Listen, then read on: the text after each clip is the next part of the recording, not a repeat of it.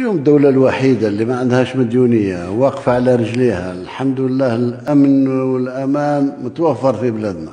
L'Algérie n'a pas de dette, c'est faux. C'est faux. Vous avez la dette extérieure et la dette publique. L'Algérie en matière de dette publique doit être autour de 40 milliards, si je ne me trouve pas. Bah on n'a pas de dette, etc. La Chine a réglé ce problème depuis très longtemps.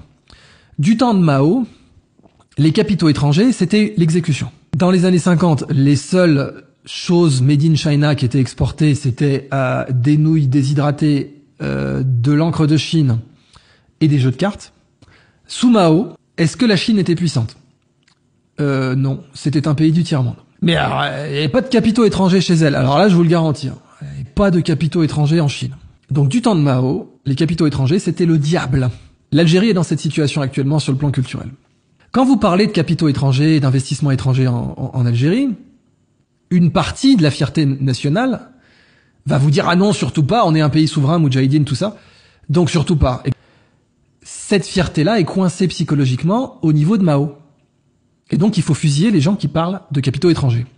Et puis Deng Xiaoping arrive, la Chine s'ouvre massivement aux capitaux étrangers, fait exploser sa dette, exploser, la dette chinoise c'est plus de 2500 milliards de dollars. Hein.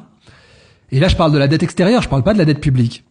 La Chine fait exploser sa dette extérieure, fait exploser son PIB par habitant, fait exploser ses capacités à l'export, fait exploser sa valeur ajoutée, et, au miracle, ne perd pas 1 gramme de sa souveraineté.